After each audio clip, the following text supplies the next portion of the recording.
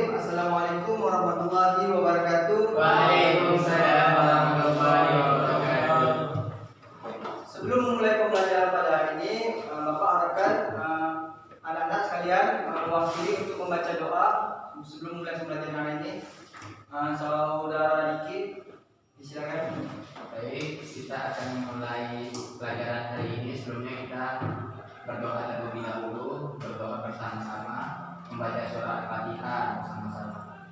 A'udzu billahi minasyaitonir rajim. Bismillahirrahmanirrahim. Alhamdulillahi rabbil alamin. Arrahmanir rahim. Maliki yaumiddin. Iyyaka na'budu wa iyyaka nasta'in. Ihdinas siratal mustaqim. Siratal ladzina an'amta 'alaihim ghairil maghdubi 'alaihim waladdallin.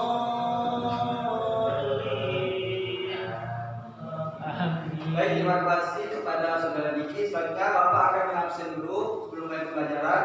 Yang pertama yaitu Diki Chandra, Ya, Abdul Mulyadi, Syahrul, Ayu Baitin. Baik, terima kasih. Sebelum memulai pembelajaran hari ini, Bapak ingin bertanya, apakah anak-anak sudah pernah mendengar kisah keteladanan sahabat Abu Dzar Al-Ghifari? Belum, Pak. Baik, di sini Bapak akan memasuki materi kita pada hari ini, yaitu tentang kisah sahabat Abu Dzar, sahabat Nabi yaitu Abu Dzar Al-Ghifari. Di sini Bapak akan menjelaskan sedikit tentang kisah keteladanan sahabat Nabi yaitu Abu Dzar Al-Ghifari. Abu Dzar Al-Ghifari berasal dari suku Ghifar, atau Abu Dzar dikenal sebagai perampok yang merampok harta-harta orang kaya. Dan Abu Dzar Al-Ghifari yang dikenal sebagai orang yang kasih sayang kepada kaum fakir dan duafa. Sebelum Abu Dzar Al-Ghifari ini sebelum masuk Islam, Abu Dzar Al-Ghifari ini terkenal sebagai perampok, dan setelah masuk Islam beliau berhenti untuk merampok. Selanjutnya, dari penjelasan Bapak sedikit tadi, Bapak harapkan anak-anak untuk mengamati video yang Bapak tampilkan. Kisah sahabat Abu Dzar Al-Ghifari. Ketika Nabi Muhammad SAW berdakwah secara sembunyi-sembunyi, sahabat yang satu ini justru tampil terang-terangan untuk mengemban dakwah Islam di hadapan kaum musyrik Mekah. Jiwa revolusionernya sungguh luar biasa. Keberaniannya melawan kebatilan patut diteladani. Dialah Abu Dzar Al-Ghifari radhiyallahu anhu, yang memiliki nama asli Jundub bin Janadah. Sahabat dari suku Ghifar ini adalah orang yang keras menentang pemujaan berhala di zaman jahiliyah. Rasulullah SAW dibuat takjub karena keberaniannya. Dikisahkan dalam sebuah buku karakteristik berhidup 60 sahabat Rasulullah, karya Khalid Muhammad Khalid. Suatu hari Abu Dzar pergi menuju Masjidil Haram dan menyerukan dengan kalimat tauhid dengan suara yang keras.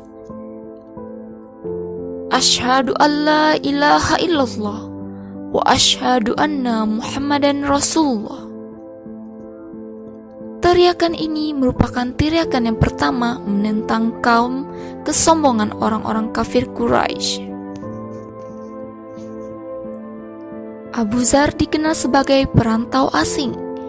Ia tidak mempunyai sanak keluarga di Mekah. Sebagai akibatnya, ia pun mendapat perlakuan yang sebetulnya dimaklumi akan dialaminya.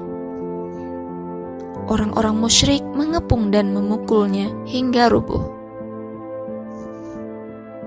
Peristiwa yang dialami Abu Dzar itu akhirnya sampai juga kepada paman Nabi, Sayyidina Abbas. Ia segera mendatangi tempat kejadian itu, tapi dirasanya ia tak dapat melepaskan Abu Dzar dari cengkraman mereka kecuali dengan menggunakan diplomasi halus. Sembari berkata, katanya kepada mereka, "Wahai kaum Quraisy, Anda semua adalah bangsa pedagang yang mau tak mau akan melewati kampung Bani Khifar. Dan orang ini adalah salah seorang warganya. Bila ia bertindak akan mendapat hasut kaumnya untuk merampok kafilah-kafilahmu nanti." Mereka pun menyadari hal itu, lalu pergi meninggalkan Abu Dzar. Tetapi Abu Dzar yang telah mengenyam manisnya penderitaan dalam membela agama Allah tak hendak meninggalkan Mekah sebelum berhasil memperoleh tambahan dari dharma baktinya.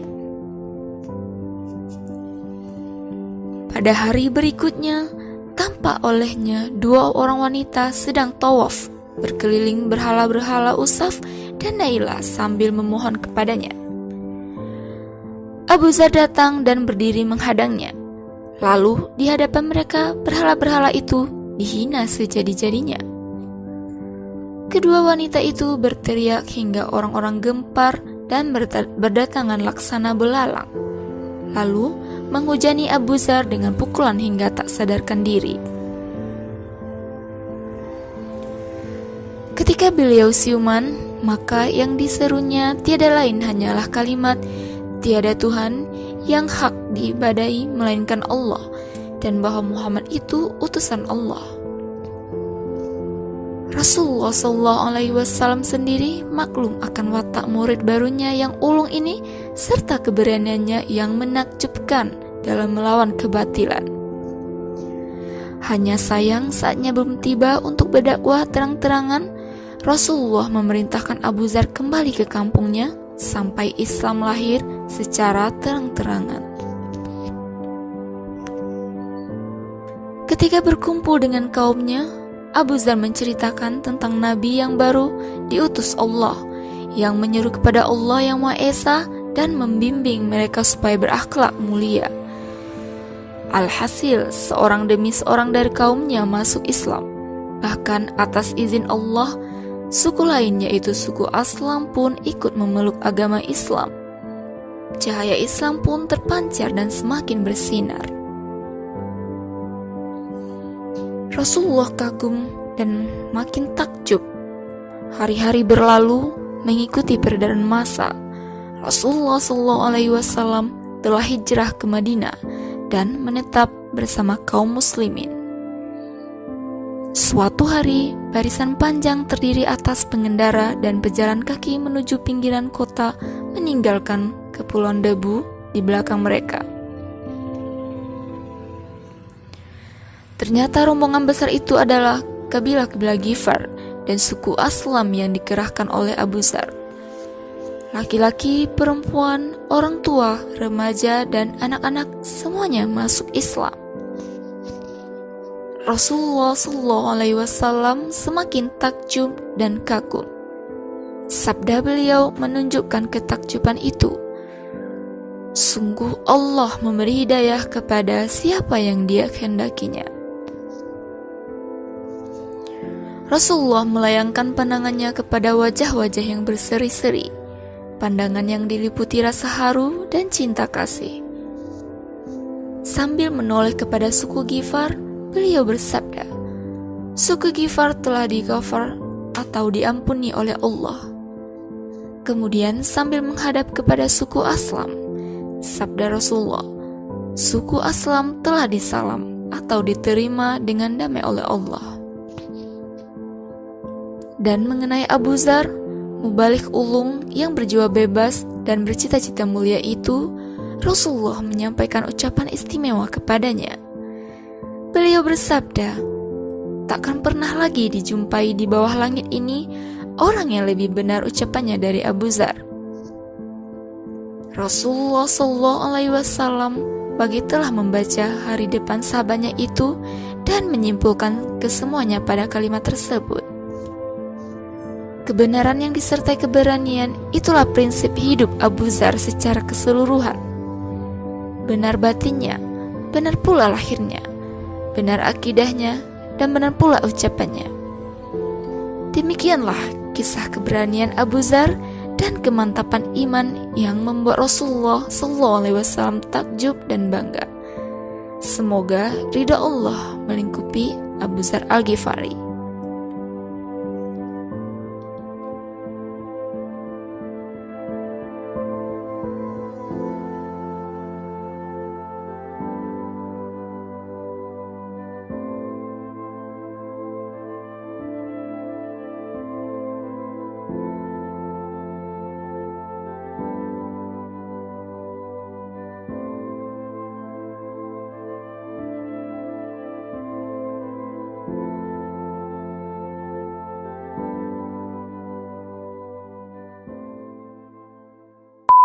Baik, setelah yang sudah Bapak tampilkan dari video tersebut, di sini Bapak bagi dua kelompok anak-anak untuk mengamati apa yang sudah dipelajari atau didengar atau sudah dilihat dari video tersebut. Nanti Bapak bagi dua kelompok. Yang pertama yaitu Abdul Mulyadi dengan Syaful Barok dan Dik Chandra dengan Ayyuddin. Silakan kelompok pertama untuk membacakan atau apa yang sudah didapatkan dari video yang sudah dilihat yang Bapak sudah tampilkan tersebut. Baik, saya Pak. Jadi silakan. Saya dari mewakili dari kelompok 1. Saya ingin menyampaikan bahwa Abu Dzar ini berasal dari suku Ghifar. Abu Dzar dikenal sebagai perampok orang-orang kaya, yang dimana hasil rampokannya itu nanti akan dibagikan kepada orang-orang miskin. Dan setelah beliau masuk Islam, beliau berhenti menjadi seorang perampok tadi. Baik, terima kasih. Selanjutnya kelompok 2 untuk mempresentasikan hasil diskusinya.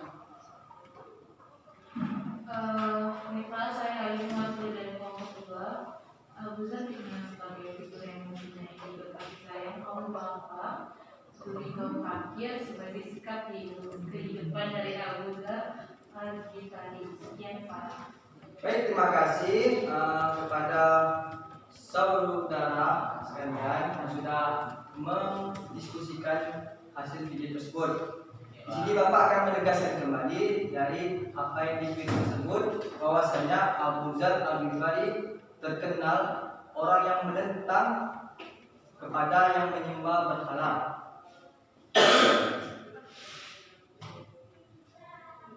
Selanjutnya, di sini apakah anak-anak bisa menyimpulkan pembelajaran pada hari ini? Ada yang bisa menyimpulkan? Ayo Baitin, silakan.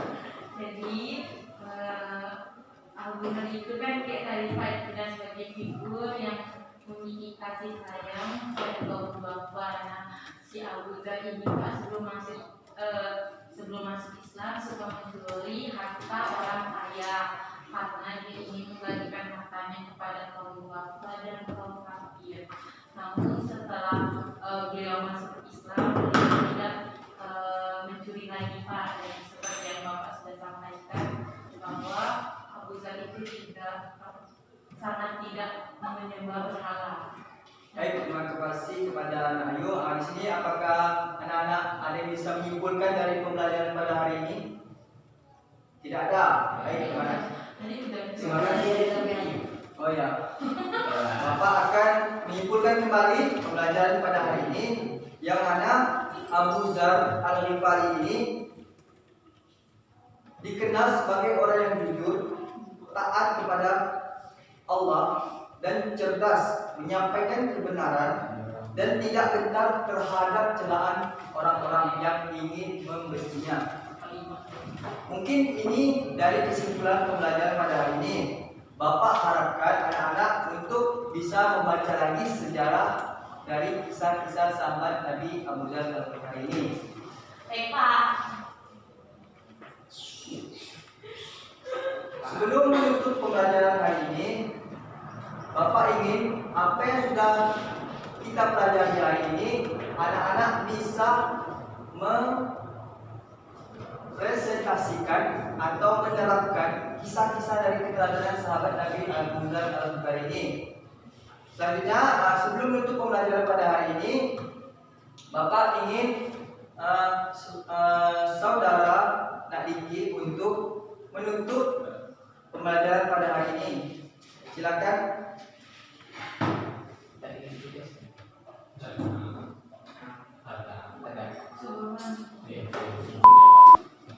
Baik, saya akan memimpin penutup dari pelajaran hari ini dengan membacakan doa surah An-Nas wal Asr.